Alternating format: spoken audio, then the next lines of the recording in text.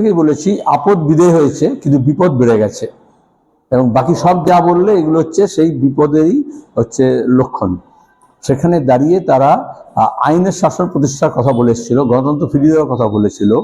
ঠিকই তৃণমূলের নেতা চোর, জোচ্চোর, দুর্নীতিপরায়ণ তাদের উপর রাগ ক্ষোভ আছে।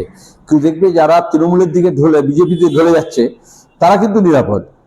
মানে ডিমের তো নির্দিষ্ট কোনো ধর্ম নেই, কোনো রাজনীতি নেই, কিন্তু ডিমগুলো তাদের বিরুদ্ধেই ছড়া হচ্ছে যারা এখনো বিজেপির কাছে সারেন্ডার করেনি অন্তত। আর যারা সারেন্ডার করে গেছে, সে যত বড় দুর্নীতিবাজ হোক, হাওয়ালা ঘোটালা হোক, নারদাকাণ্ড হোক, ধর্ষক হোক, খুনি হোক, তার কিন্তু এটা খুবই মানুষের জনরস বললে হবে না। তারা তৃণমূলের উপরে মানুষের রাগ ছিল, তারা ভোট দিয়েছে, কিন্তু বা তৃণমূলকে ভোট দেননি। কিন্তু এগুলো খুবই অর্গানাইজ ভাবে করা হচ্ছে এবং সিলেক্টিভ কায়দায় করা হচ্ছে।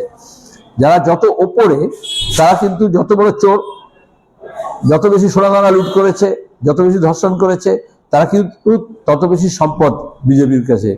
আর যারা হচ্ছে একেবারে তলার ছিচকে আছে, তাদের জন্য কিছুটা এইরকম ঘোরানো হচ্ছে। তাও খুব একটা শক্ত মামলা মোকদ্দমা বা তদন্ত দেওয়া হচ্ছে না, হকারদের উচ্ছেদ করা হচ্ছে, প্রান্তিক মানুষদের উপর আক্রমণ নামিয়ে আনা হয়েছে। সরকারি কর্মচারীদের ক্ষেত্রেও যে সমস্ত প্রতিশ্রুতি দিয়েছিল, যেমন তোমাদের ত্রিপুরা তার সাক্ষী আছে, এই সপ্তম পে কমিশন দিয়ে দেবে, কিন্তু তার বদলে এখন বলেছে স্মার্ট মিটার তাদেরকে আগে লাগাতে হবে, তারা কোনো রাজনৈতিক কোনো পোস্ট করতে পারবে না, সরকারের কোনো বিরোধিতা করতে পারবে না, সাংবাদিকদের ক্ষেত্রে হচ্ছে অ্যাসেম্বলিতে সব জায়গায় ঘোরাফেরা করতে পারবে না। একটা গোটা দেশে যেরকম একটা অঘোষিত জরুরি অবস্থা আছে, সেটা বিজেপি কখনো গণতন্ত্রের প্রসার চায় না। তারা গণতন্ত্রের একটা লিমিটেড এডিশন চায়, সংকুচিত। সে কাজই করছে। আমরা এই জন্যই প্রথম দিন থেকে রাস্তায় আছি, লড়াইয়ের ময়দানে আছি। তৃণমূল যখন নিজের পদ নিয়ে নিজেরা ঝগড়াঝাটি করছে, তখন আমরা মানুষ যাতে সম্মান নিয়ে তার রুটি রুজি জায়গায় বেঁচে থাকতে পারে, এবং বেকার ছেলেমেয়েদের কাজের সংস্থান যাতে হয়, এবং আমাদের শান্তি যাতে ফিরে আসে, মহিলাদের উপর আক্রমণ যাতে না হয়, নির্যাতন যাতে না হয়, এবং গণতান্ত্রিক একটা পরিসর যাতে উন্মুক্ত থাকে, তার জন্য আমাদের লড়াই জারি থাকবে। তো ওখানে যারা পশ্চিমবঙ্গের রাজনীতি খবর রাখে তারা তো বুঝতে পারছে। কিন্তু এটা ভালো লাগলো যে আপনার প্রশ্নের মধ্যে বিক্ষুব্ধ শব্দটা উচ্চারণ করলেন না। তো বাংলার মিডিয়াতে রাখে এবং ন্যাশনাল মিডিয়া বিদ্রোহী করে দিচ্ছে। সে বিদ্রোহী কিসে হয়? সরকারের দালালি দেওয়াকে বিদ্রোহ বলে? এটা হচ্ছে তোমার কি এটা কতটা ঘরোয়া কোন্দল রাস্তায় এসছে, কতটা নেতা নেত্রীদের প্রতি কে কত আনুগত্য আছে সেটা প্রমাণ করতে চেয়েছে। কারা তৃণমূল ত্যাগী, অধুনা বিজেপি, তার প্রতি অনুগত শুভেন্দু, তার দিকে যেতে চেয়েছে, এটা সময় বলবে। কিন্তু এটা পরিষ্কার, এই যে এনসিপি পার্টিটাই তো একটা ফ্রড। এই যে অভিষেকের ক্ষেত্রে আমাদের অভিযোগ ছিল যে সেল কোম্পানি, নানা রকমের কোম্পানি সেল কোম্পানি তৈরি করে, স্লিপিং পার্টনার থাকে, আর মুনাফা সেগুলোকে সব বুক করা হয়, যত ইলগটেন মানি।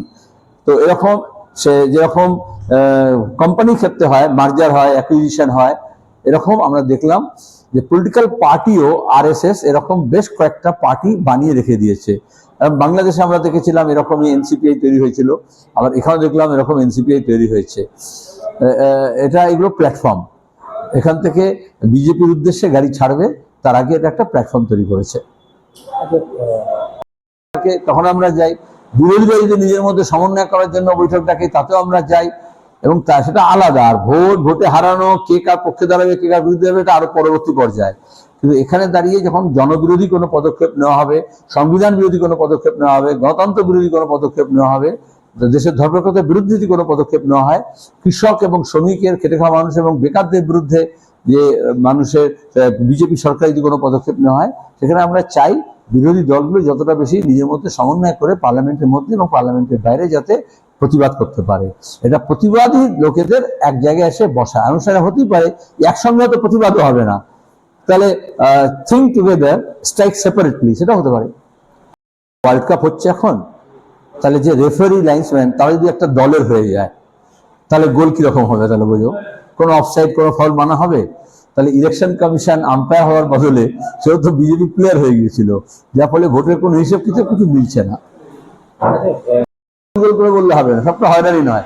তো বারবার তলব করছে কেন? মোটামুটি অভিষেক থেকে জমা করে নিয়ে কাস্টডিতে রেখে তো জিজ্ঞাসাবাদ করতে পারে, এসব পাওয়া শোনা করলেই হয়।